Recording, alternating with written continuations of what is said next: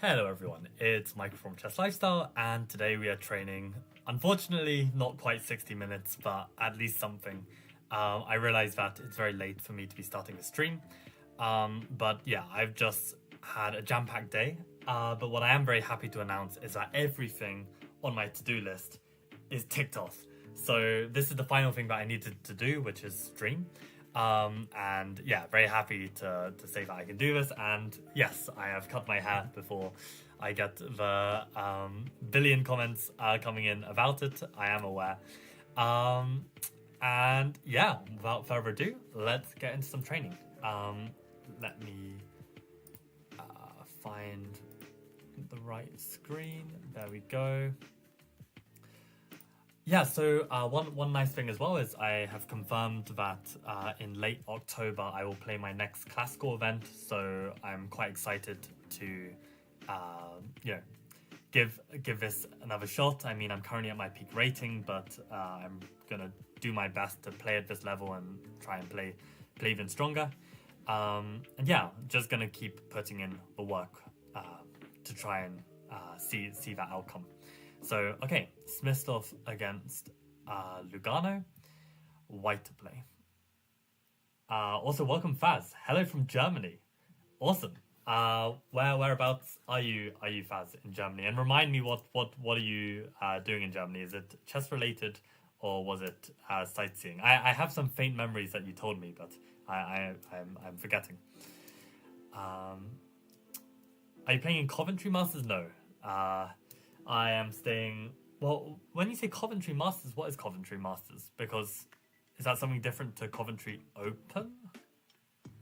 Yeah, in general, these kind of five round weekenders, I'm really not too keen on them, especially when like I have to balance like work with them as well. Like I'm generally working on weekends, so it's not so easy for me. But this tournament at end of October, it's during the half term, so I wouldn't have as many lessons, so I can kind of justify it. But okay, we've got rook, bishop, knight, knight against rook, bishop, knight, knight. We've got 1, 2, 3, 5, 6 against 6.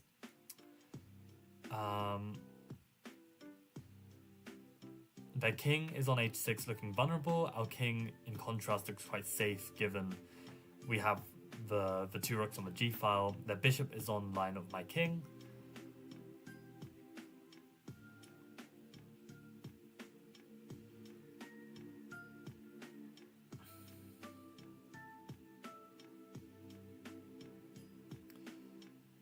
What else is there to note? These pieces feel quite offside. Maybe my knight could try and come in at some point. I'm suddenly looking at bishop takes h5 as a candidate. Probably shouldn't start calculating, but just out of curiosity, after bishop takes h5, if king takes h5, knight f7 was my idea. basically trying to threaten checkmate on g5, and after the trade, maybe I could argue that there's no way to stop rook g5 checkmate, but I'm sure there are many issues with this line. Like bishop h5, maybe they don't have to take. So let me just calculate properly. So, okay, what candidate moves do I have if we finished looking? There's x-ray here. Oh, mouse slipped the mouse slipped a move when I was just trying to cancel an arrow. Oh, that's so annoying. Yeah, I mean, hopefully we would have got it, right? Because I was just about to, finish looking at all the x-rays and then start go through all my checks, all my captures, all my threats. And, yeah, then shallowly calculate. And this is why you don't tunnel vision bishop h5, because, you might have missed something even stronger. But alas, we made a mouse slip and this happened. Okay, so let's try and understand this. So knight f7 check. It's quite forcing. Black either has to play king h7 or rook takes f7. And what could the follow-up be?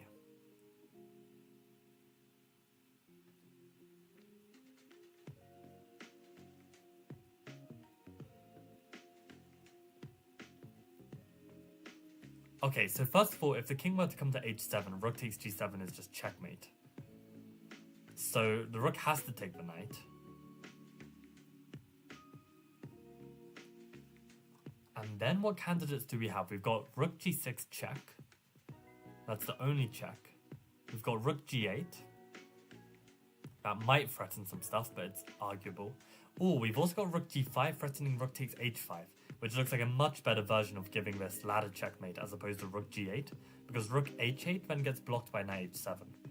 So rook g5, rook takes f7, rook g5. How do they stop this rook takes h5? I don't think they can. Yeah, that's really beautiful. Yeah. Wait, the only defense against rook h5 is to give back the piece. How do they even do that?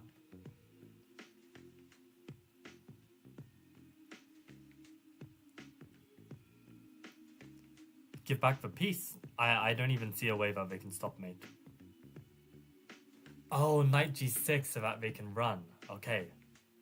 If knight g6 and we take on h5, they can run to g7. Actually, I should have tried a bit hard to find that, actually. That's quite nice. Okay. Yeah, rook f7, rook g5. Very nice. Not chess related, but a mixture of family and other ventures. Very nice. I would recommend fast that you try the Vietnamese food. If you type in Vietnamese imbiss into Google Maps in Germany, imbiss, I-M-B-I-S-S, you'll find amazing cheap Vietnamese food, or Thai imbiss for the Thai equivalent. But the Thai imbiss and Vietnamese imbiss, oh my god, like the food is unbelievable in Germany. So highly recommend. Classical tournament happening in Coventry in October. Okay, if it's a weekender, then it can't happen. And yeah, I'm already playing during the half term, so yeah, I don't think I can make it fast. But yeah, I'll definitely try follow along if you decide to play. Okay, let's do another.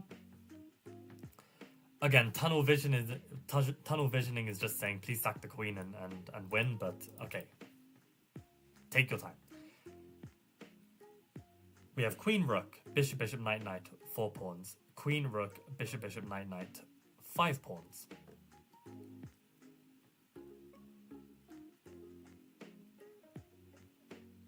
Okay. We have this high pressure on this diagonal.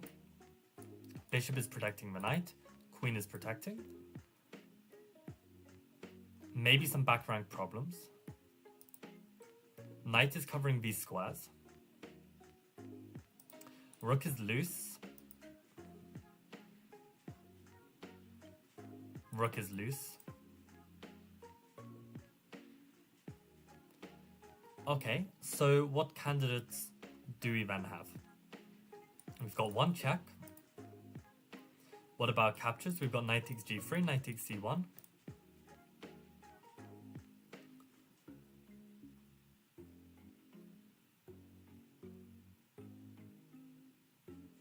And any threats?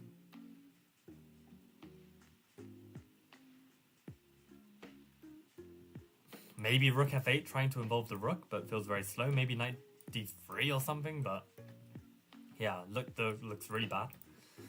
So okay, let's calculate. So let's start with our check. Queen check. If they don't take, we give checkmate. So queen check. I literally can't draw arrows. I don't know why. I think I've got more energy than usual because I had a really good chess lesson that I taught. So I'm feeling positive. And also, yeah, finishing everything on my to-do list is unbelievable. So this is also very nice. So yeah, knight g3. Sorry, queen g3, king h1 is met by queen h2. So queen g3, pawn g3. In that position, the only reasonable move is to take with the bishop and the king goes to h1. And it really looks like our attack is fizzled out. So let's try knight g3.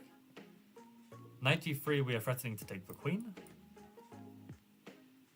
If they move the queen somewhere like here, you're really asking for trouble. I mean, you've even got this discovery that picks up the queen. So hold on. This queen cannot go here. Cannot go here because of this knight. If it goes here...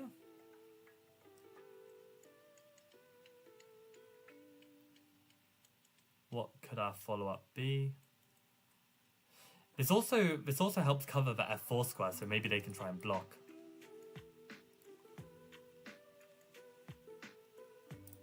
So knight g3, queen c4.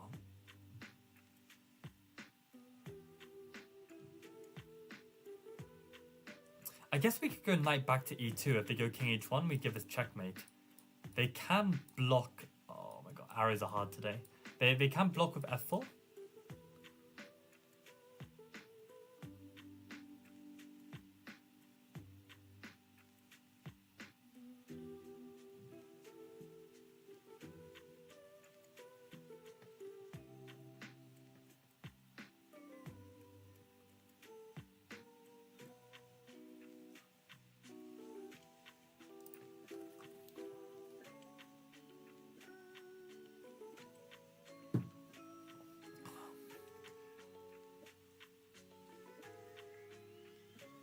Knight g3, queen c4. Is that the only move? I mean, knight g4, knight g3, they can also play queen b5. So I need a solution on both of these moves. I mean, queen b5 looks really wrong, because then I can play knight e2, they can play f4, I can take, and then I can still give checkmate. So knight takes g3, queen c4 is forced. And what options do I have? I could also go knight check here, because then that blocks the queen's control over f4. And then on king g1, I could go queen h2, king f1. I still don't have a follow-up with the knight like this.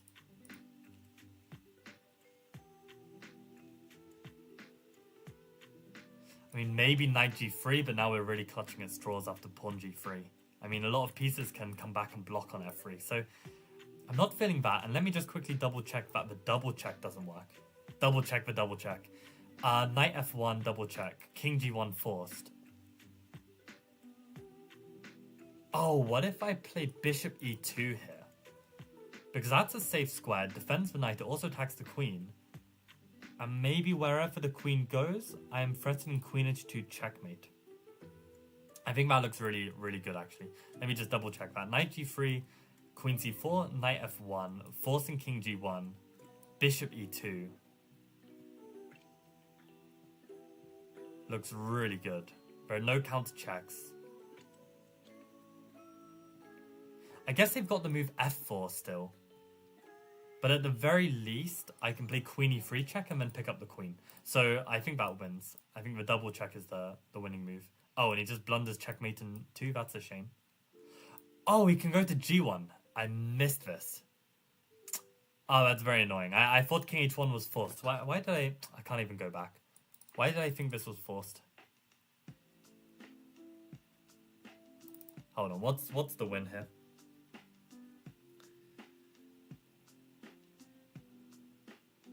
I'm wondering if... but this he can always go king h1 and maybe queen f2 is fine as well. So king h2, king f2.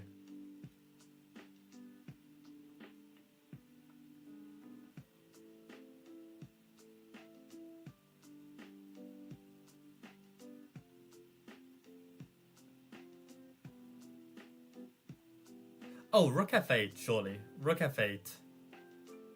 But then they could block in a number of ways.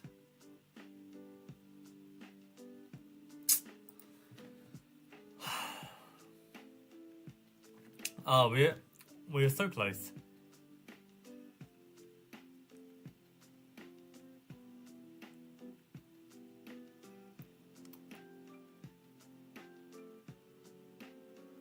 The problem is I can't bring this knight into either of these squares. So how on earth am I making this win?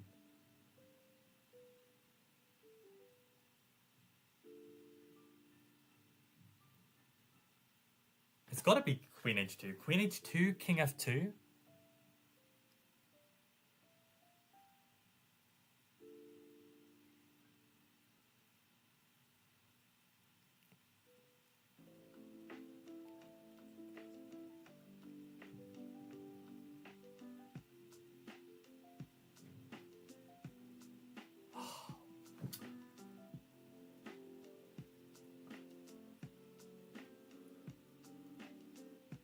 Okay, hold on a sec. I guess if we go queen e3, queen f2, we can go rook f... No, we'd lose the queen. My god. I really want to cover this square, but I can't. Because I want to deliver this checkmate, right?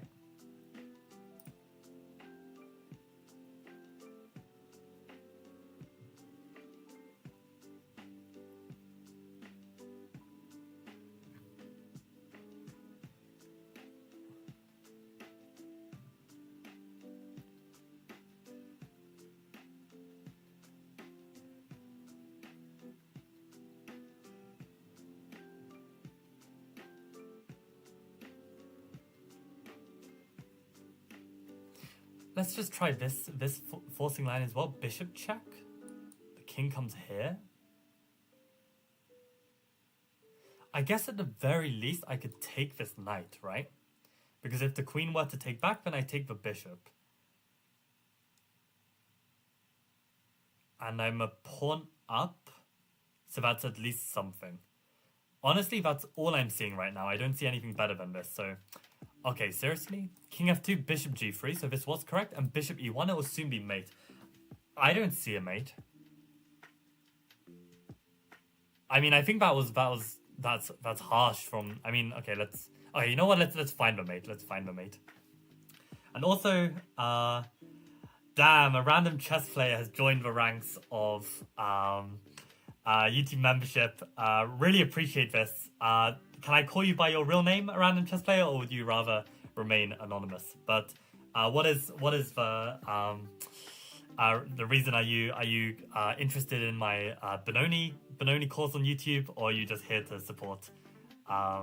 Appreciate it in any case. Welcome Jan, welcome Toby, and welcome Nico to the stream.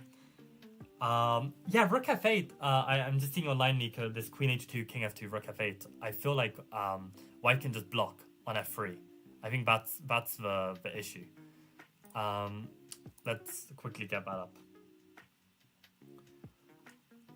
Yeah, so here I wonder if this bishop g3 is the only move. It looks like lots of moves are winning. Even knight e4 is winning. I mean, how? How are we not just like dropping a piece? And now rook f8 is strong. Oh, because now you've removed the defender that could have potentially come here. So now rook f8, and now... I was looking at these ideas to, like, exploit this pin. But I just felt that was too much control over f3. That's a really nice idea. But yeah, rook f8, then I think they can actually block. Looks like with the e knight is apparently best. But yeah, no. At least we did find a line. Even if we didn't see until the very end. And at least we saw, like... that we were at least up material. And queen g2 is actually still correct. Yeah, I mean, I guess maybe I should have had a bit more optimism that his king is literally on e3, and we should probably be mating or at least winning even more material. But, okay, I mean, we found the correct line in any case. Brain is not braining anymore from... maybe I'll just call you Rando. Maybe we'll go with that. I thought queen h2, rook f8, completely forgot the knights exist. Yeah, you gotta.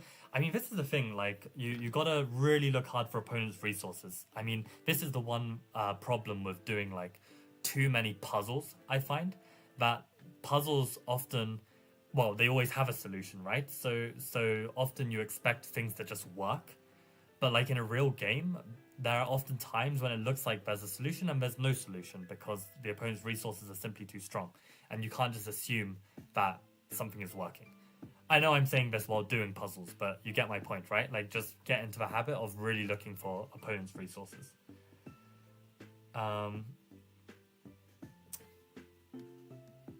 Okay, yeah. So people seeing this bishop g3, and yeah, adding it to your Nimzo repertoire by this move order. That's a fantastic idea. And what I would recommend is, okay, probably this overlay is horrid. So let me quickly do this. Okay, I'll disappear for a few seconds because I can't be asked to get the right overlay. But basically, I'd highly recommend that, yeah, at this moment, rather than learn like, Bogo or Queen's Indian, that, is different from a Nimzo anyway, you can just play c5. And actually, there's a really strong Greek player, Ioannis Papoinou, 2650, who advocates for Benoni as being completely legit at like 2700 level from this move order. Like he says that it's a bit too dubious to play it, like after knight c3, because the problem with this, according to him, is that you retain lines with f4, and there are also certain move order changes while not having the knight on f3 that can be annoying. So he just doesn't believe in it, but he definitely believes whenever the knight is on f3, you can really make this work. And I'm pretty sure my Benoni course, yeah, like, I mean, it will cover everything you need to know after knight f3. I think the first videos are actually on this f4 stuff, so maybe you can just skip this or watch this just for interest. Maybe we'll even convince you to play the Benoni, which maybe is actually, I don't know if you want that, Rando, but yeah, I mean, I think like episodes 2, 3, and 4 will cover this knight f3 move order. But yeah, okay, let's go back to the puzzles. Yeah, sorry I'm not able to read everyone's message. And yeah, Toby, good job for saying, like, we're up a pawn, but also, the king is extremely exposed. So yeah, I probably should have considered that a bit more. Okay, real name is fine as well. You know what? I'll keep going with Rando. I think it's a vibe. Otherwise, I then have to start tricking my mind to read a random chess play and associate that with a real name. Like, this is like an extra step in my thought process, which I would rather avoid. But okay, let's keep going and subscribe to a random chess player because I believe he's starting out his YouTube journey. I think relatively soon, or maybe has already. So yeah, go check that out. Okay. Yeah, bishop h6. I don't like that line. It's a very engine line. I have looked into it though. Yeah, no, you'll have to get the Benoni course if you're wanting to see what I advocate for against f4. But I love it. I love it. Very happy to see it on the board. Okay, let's keep going. So Smyslov to beat Tau, black to play. We've got queen, rook, rook, knight against queen, rook, rook, knight. We've got 3-4-5 against 3-4-5. What is going on? So there is queen and rook pressure on g7. There is x-ray pressure on this king. Knight is on a sticky square. Knight is looking very threatening. Rook is on a sticky square. Rooks are supported. Queen is supported. Everything is protected, just about. Maybe there's some checks we need to worry about. Got a slight difference in pawn structure. Probably our pawn structure is slightly worse because it's isolated. Okay, so instinct is probably knight h3 and then taking like this so that this knight is then vulnerable.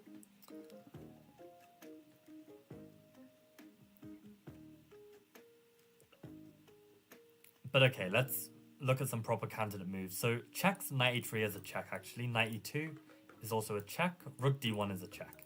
Captures, we can sack the queen. Don't do that. Knight takes g2, also an option. Rook c3 is horrible. Okay, and then what about threats? Maybe h5 is a threat. Potentially rook f5, that looks horrible. Rook d5 maybe. Okay, so with all of this in mind, let's start calculating, and let's start with knight h3 because this was our most promising line. So knight h3 we don't have to take back. Where can they go? They can move to all of these squares. Let's say king h2 to pressure our knight. At the very least, we can take on g4 because we're still protecting here, and we're actually still protecting here. So there are no additional checks. And this looks very promising because if pawn takes, then we can take on f2, and that leads to mate. So knight h3. I should probably just calculate to be sure these moves. If king h1, are we satisfied? I mean, again, we can take on g4, and if king f1, at the very least, we can take on g4, at the very least. So I think this is fine. So knight h3, pawn takes h3, and my follow-up was rook h3. Do I have any alternatives? Nothing that jumps out. No checks except for rook d3, which looks horrendous. Sacking the queen still not an option. So okay, rook takes h3, and we're pinning this knight to the king. So we've got 2 pawns for the piece. So they need to play a move that doesn't lose the piece. If they play f3, we can simply take it and it hasn't solved anything. There's no queen d5 because we take it. I guess they can go queen d4. But now we can go h5, and this is actually pinning the knight to the king. And again, there are no additional threats. So I think this looks completely winning. Let's play it. And I realized, you know, probably I could have gone a bit faster with this. Queen d4, I said h5. Okay, or h5. Glad to see that my move is available. Rook d3, that's a very funky move. Definitely not looking in this direction, but probably should. Just displace, removing the defender. Adam, yes, this is Chessable. So this is the Woodpecker method on Chessable, and yeah. Also, Rando, you've been saying soon for starting the YouTube channel. I mean, just start. Like, your first videos are going to be trash. It's literally the same for everyone. So unless you start filming now, I mean, whenever you start, it's still going to be trash. So just start. If it's something you're keen to do.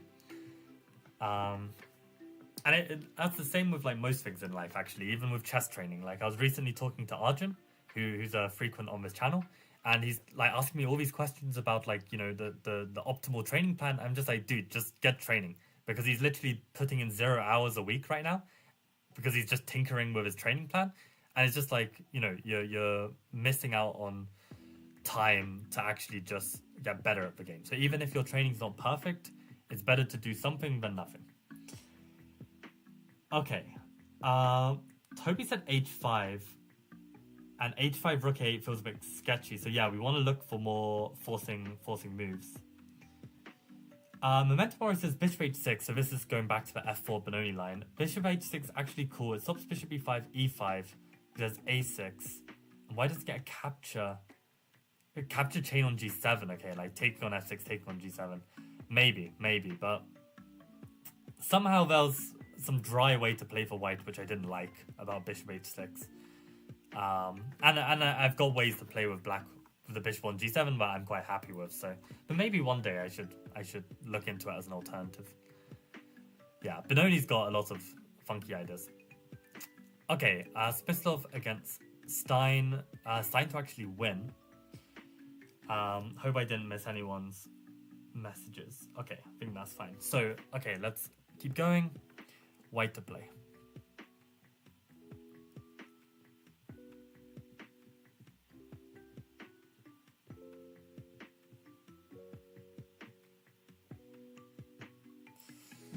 Okay, we've got queen, rook, rook, bishop against queen, rook, rook, knight. We've got 1, 2, 3 against 3. Okay, white to play. Got bishop against knight. What's going on? So there is pressure on our queen because our rook is their rook is pinning our bishop.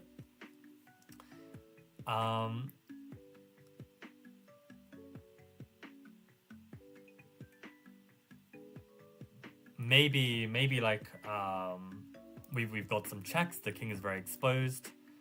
Our king is still weak due to this. Anything else to note? There's pressure on his knight, pressure on his pawn. This guy's loose, this guy's loose. Okay, so what candidates do we have? Well, we need to save the queen, because next move, if we do nothing, they take this and we're lost. So, what checks do we have? We've got rook e1 check. We've got checks on these squares, but probably not. We've got queen d7 check as well. Okay, what about captures? We can capture, capture, capture, capture. And then what about threats?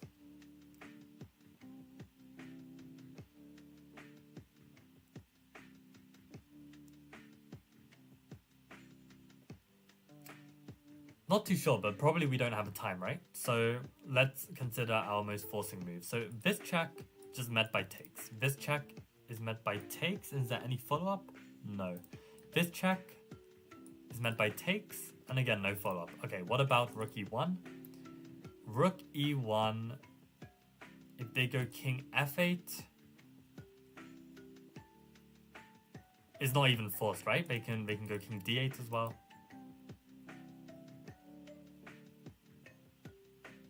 I mean, maybe there's like some idea to sack the rook, expose the king, but still, it's hard to get our pieces in. So, given that there are two reasonable options, let's move on.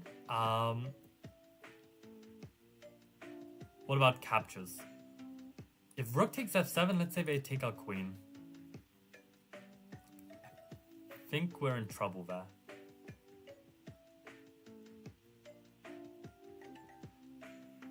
Yeah. Okay, so what other captures do we have? If we take on d7, that's also a check, and queen takes, and rook takes, and king takes. Is this a viable position? I mean, we can take on f7. They could go king e8 maybe, and then we're probably lost. So don't like that either. What about rook takes d7? If they take our queen, we take back with the rook. If they take here, is this any different? Maybe it is. Because now we've got some checks on the back rank. If we check on b8, the problem is they can block. But then we get a check on e5. Probably they need to block queen e7. Potentially we have a perpetual, because if they ever move their king, then we can take on g8 and then we're up in material, I think. So that looks promising, rook takes d7. Are there any more candidates before we calculate that further?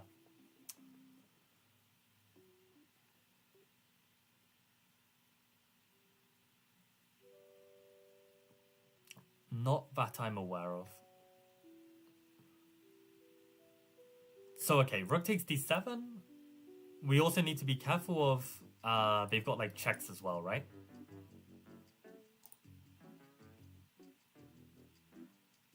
But it can go very badly wrong. I mean, actually they can take this way. And then I'm actually completely screwed. I mean, king f1 is basically forced. They can give a check. I feel like I have to lose this. It'd be a miracle if I'm not busted. Maybe I'm not. But maybe they can change the move order, right? Like if they give this check first. I go king h2 and then they take. And I come here and then they give checkmate, right? So this is losing, rook d7. Did I miss out any other candidates? I also missed this capture, right? This was the last capture. The problem is they still do this move. I mean, this looks so bad.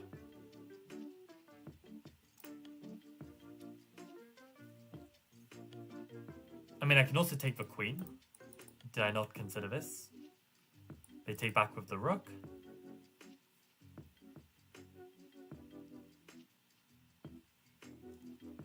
Maybe I play rook h8 pin their rook, and if they take me, I take them.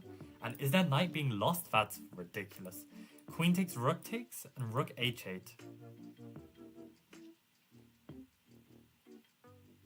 I mean, I'm threatening their rook, and I'm also threatening their other rook. I think that just wins. That's crazy.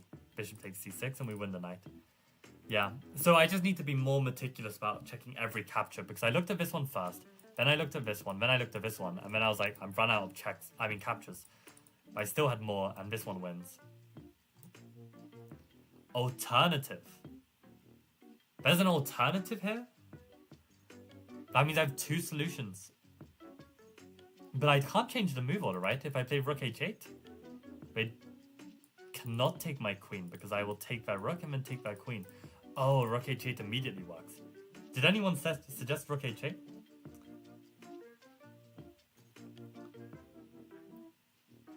Let me check. I feel like some people did.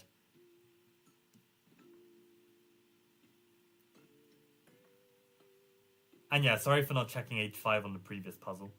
But yeah, okay, I think rook h8 must be the answer. Yeah. So I wonder, yeah, queen c6, rook c6, rook h8. Oh, okay, I played the same move as Stein, so that's cool. Oh, let's actually go back and see how they compare engine-wise. Probably rook h8 is stronger objectively, yeah, I'm not surprised. But from a practical standpoint, I think queen c6 is brilliant, because you just reduce the material in a way that's completely winning. Rook g6, wow. I mean, I just stopped calculating after pawn takes, which is probably not a good idea, but after takes, then I can play bishop here and I win the knight anyway. And then, of course, yeah, this is the point. Nice. Okay, so Nico found it first. Congrats. Queen c6, rook c6, rook h8. Jesus Christ. Beautiful stuff. I'm just shocked by the speed at which you found it. And then everyone else found queen c6, yeah. Good stuff.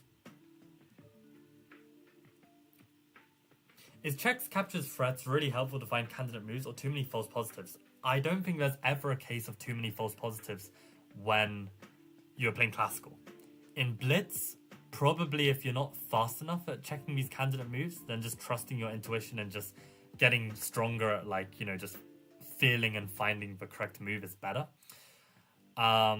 Unless you've been training this from a young age, which is why the Turkish juniors are so strong, because they calculate in Blitz, because their brain is just working at 100 miles per hour. But I found, at least for myself in classical, like, I am so glad that I'm, you know, being slow with these moves, but actually getting to the right solution. Because for me, like, you know, often I'm actually playing very fast in classical chess because most positions aren't critical. But when it gets to the critical moment, those would be the times when I would just completely choke games in classical. And now I don't choke because I find the right move, even if it takes me longer. So yeah, I go on about this story of not knowing this checks, captures, threats for way too many years. But yeah, it's yeah, I mean, like, in the past I basically just calculated and played intuitively. But calculated on intuition because I wasn't thinking in terms of forcing moves, which is just wild. Every move is a check, capture, or threat? I don't believe that, because not every move is a threat, right?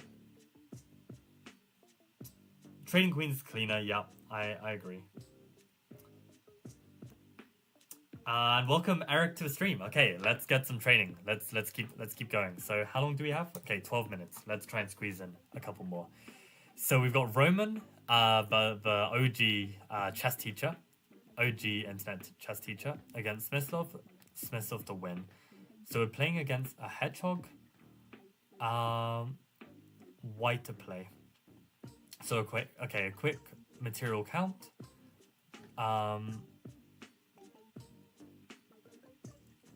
Equal material.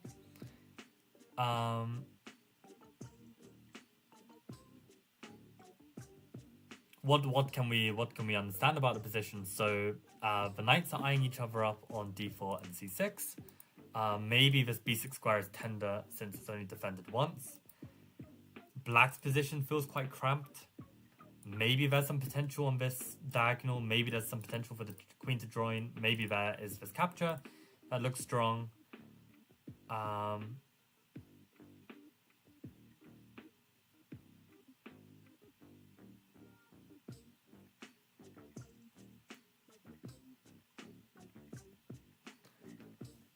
So, anything else to note? Any loose pieces? Okay, the knight on d7 is loose. Nothing else is loose. Okay, so what candidate moves do we have? Do we have any checks? No. Do we have any captures? Yes, we've got capture here, capture here, capture here. Okay, do we have any threats? Potentially knight f5. Potentially queen g4. Anything else?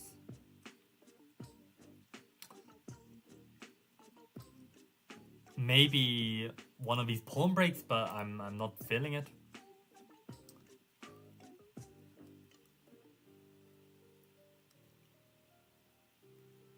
Okay, so the most forcing move that looks interesting is this knight e6, because it wins a pawn. So if they don't take back, then I'm very happy.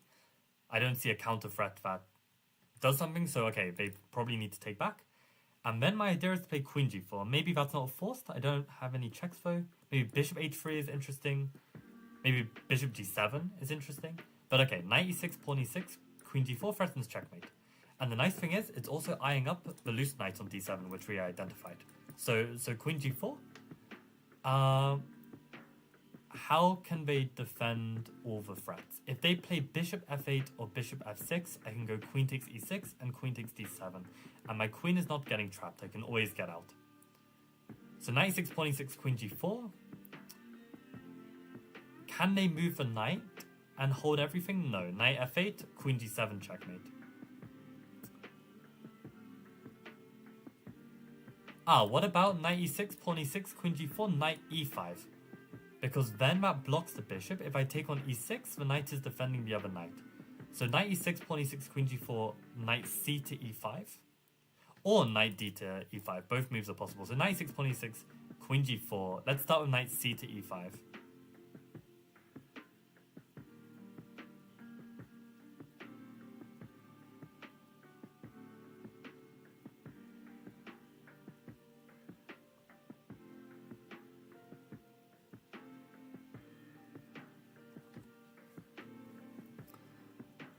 Knight e6, pawn e6, queen g4. Maybe I'm tunnel visioning this too much. I should probably consider some other candidates. But okay, I do have one interesting move. Knight e6, pawn e6, queen g4, knight c5, and then f4. Oh shit, that just blunders my queen. So let's not do that. My issue with, let's say, taking the pawn on e6 is that, and trying to win this bishop here, maybe they can just play king f8.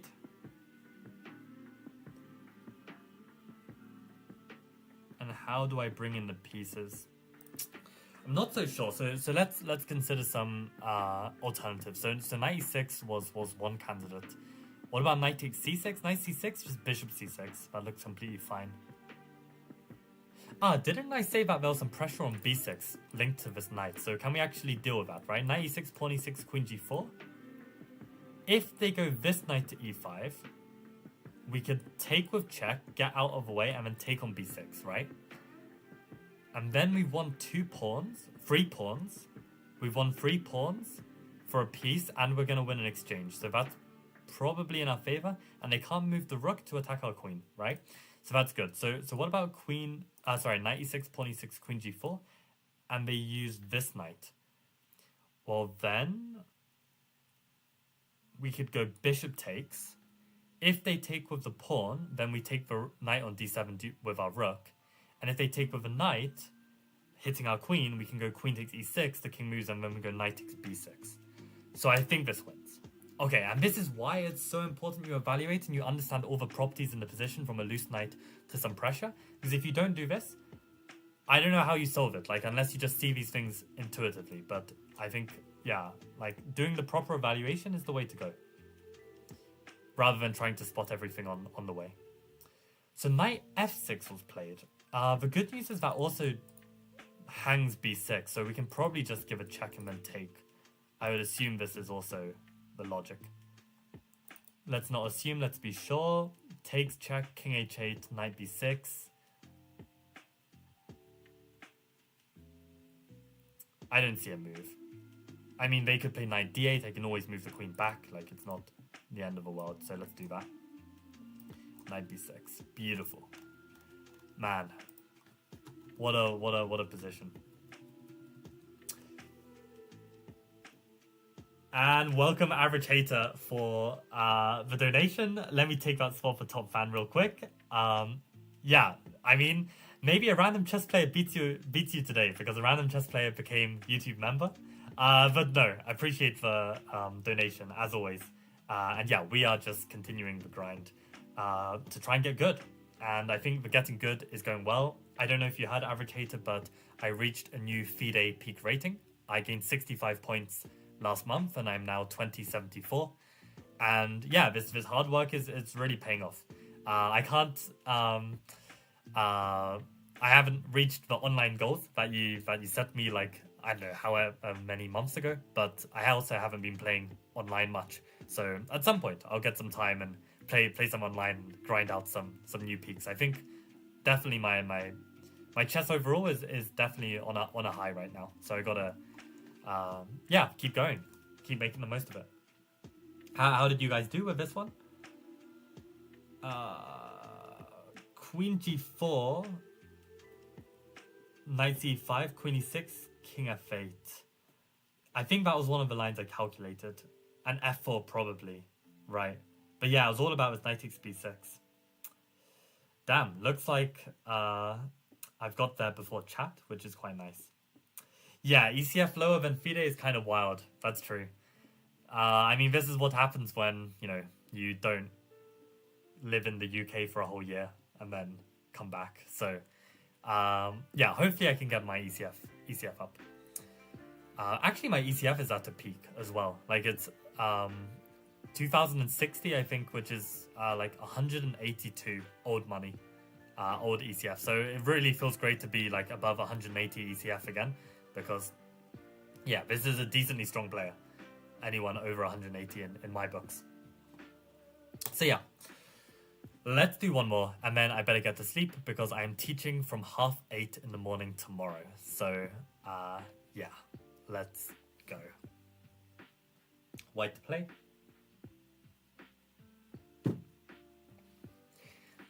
Queen rook rook, queen rook rook, bishop bishop, bishop bishop, knight knight knight knight, 1 2 6, 1 2 6.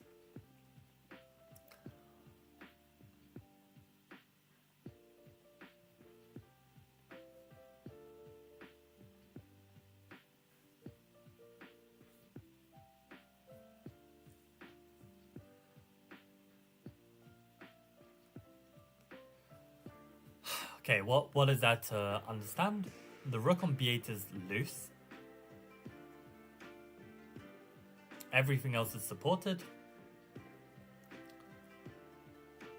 Oh, I'm suddenly seeing a little cute tactic. Knight b5, rook b5, rook c8, queen c8, and knight e7. But I don't know if that works for sure. Maybe let's just indulge and calculate it, because I mean, it doesn't look like there's too much going on in the position. So if we can win a pawn, it's probably good. So knight takes b5. They don't have to take it. They could try like bishop d7 or bishop a6, but my b4 pawn is guarded by my bishop. So if I take and let's say they go bishop d7, do I have a good square for the knight? I wonder if I can even come in. That might even be fine, because I'm defending it twice, and this ensures the bishop stays protecting.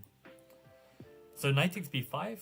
If rook takes b5, then rook takes c8, and in that position then I'll be a pawn up if they don't take my rook. And if they do take my rook, I've got knight e7. So this looks very strong. Let's go for it. Okay.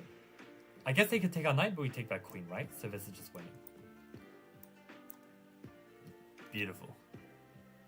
Brown fought on with bishop a6, but it's still winning for white. And let's just double check whether... I mean, I didn't look at bishop a6. Maybe I should have. I mean, I just said it briefly, but I would assume that knight c7 is still working and still fine. So let's have a quick look if knight c7 is still strong and not just giving up the advantage. Okay, so here knight c3 is best. Ah, the knight is protecting the pawn as well. I didn't pick up on this.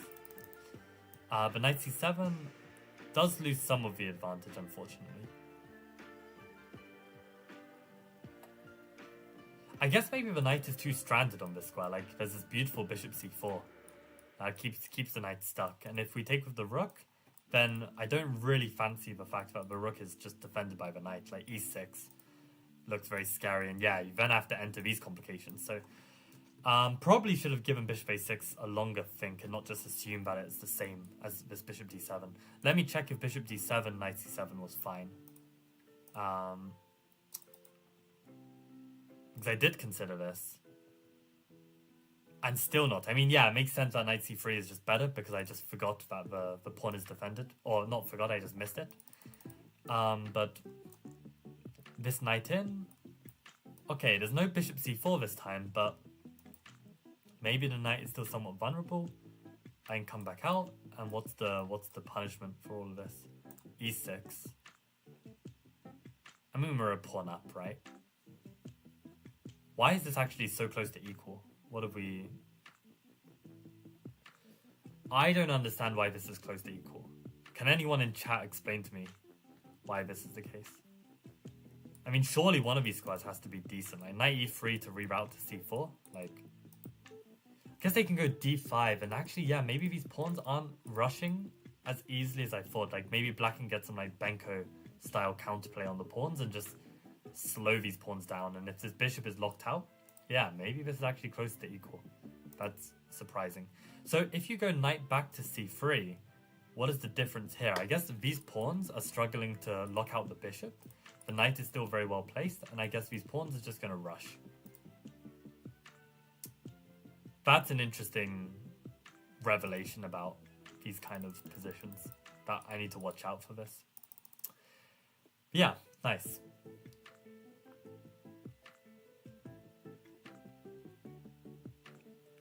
Oh, did Jan use his modding skills to remove an average hater comment?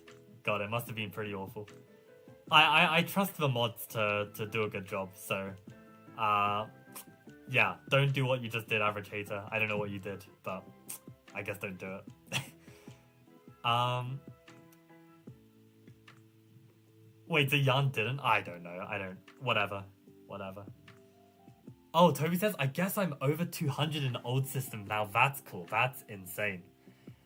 Over 200 is always, like, the goal of, like, any club player. Like, once you reach over 200, you're just the GOAT. Like, forget Magnus. You're the GOAT if you're over 200. Yeah, that's nice. Are you gonna apply for any titles, Toby? Can you try and get this National Master? Or will you not bother? I mean, any title that comes my way, I'm going to take it, for sure. Don't even know how to moderate. Oh dear. Maybe, do you want me to take away your modding powers, Jan? Are we heading in that direction? But okay, guys, I see that the training is over. I am going to call it a day. Probably we could have squeezed in an extra puzzle or two if I spoke a bit less, but the most important thing is the training.